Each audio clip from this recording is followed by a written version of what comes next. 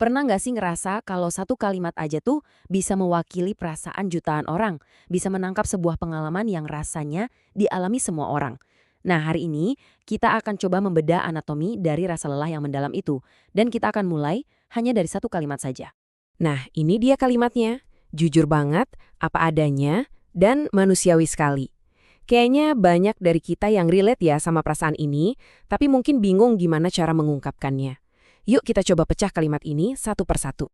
Semua berawal dari kata ini, lelah. Tapi ini bukan lelah biasa loh ya, bukan capek fisik habis lari atau kerja seharian. Ini lebih dalam dari itu. Ini tuh semacam kelelahan jiwa, capek sama keadaan. Rasanya tuh berat banget, bahkan pas kita lagi nggak ngapa-ngapain.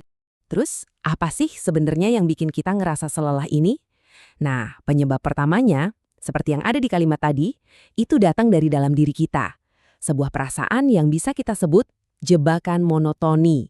Dan kata yang dipakai ini, jenuh. Wah, dalam banget artinya. Ini tuh bukan cuma bosan. Ini perasaan di mana semangat kita kayak terkikis sedikit demi sedikit sama rutinitas yang itu lagi setiap hari. Jadi kalau kita lihat artinya ya, kejenuhan itu adalah rasa lelah yang muncul dari kegiatan yang terus berulang tanpa ada variasi sama sekali. Ketika nggak ada lagi hal baru yang bikin kita semangat, rutinitas yang tadinya mungkin terasa aman, malah jadi menyedot energi kita. Dan ini nih siklusnya, kelihatan banget kan polanya? Mulai dari aktivitas yang repetitif, terus karena itu aja jadi kurang variasi. Lama-lama, kita jadi ngerasa kejebak, nggak bisa kemana-mana. Dan akhirnya, energi mental dan emosional kita habis terkulas. Oke, kalau tadi itu masalah dari dalam diri kita, ternyata ada juga serangan dari luar, sesuatu yang, seringkali di luar kendali kita.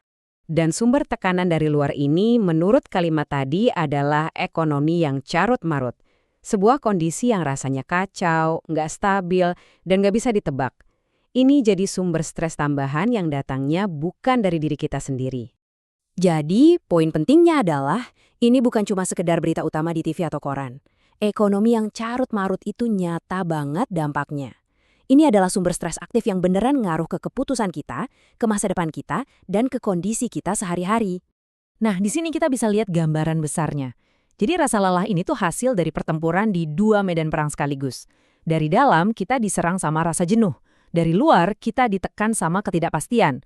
Kombinasi ini yang bikin capeknya luar biasa. Kondisi ekonomi yang nggak pasti kadang bikin kita jadi makin takut buat keluar dari rutinitas yang monoton itu. Meskipun kita tahu itu bikin kita nggak bahagia. Tapi setelah kita bedah masalahnya, tekanan dari dalam dan dari luar, kalimat ini tuh nggak berhenti di situ aja. Kalimat ini bergerak maju, menuju sebuah titik balik, sebuah keinginan yang kuat untuk berubah, pencarian akan sesuatu yang rasanya udah hilang. Di tengah semua rasa capek dan pusing ini, sebenarnya apa sih yang dicari? Apa yang kita pengenin? Apa sih tujuan akhir dari semua keluh kesah ini?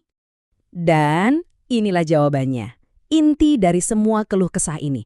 Permintaan terakhir di kalimat ini bukan minta istirahat, bukan juga minta uang. Permohonannya jauh lebih mendasar. Berikan saya motivasi kembali.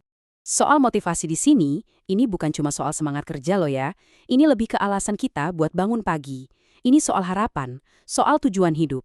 Ini adalah percikan api di dalam diri kita yang bikin semua perjuangan itu terasa ada artinya.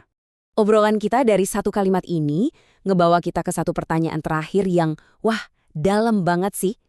Dan pertanyaan ini bukan cuma buat si penulis kalimat, tapi mungkin juga buat kita semua.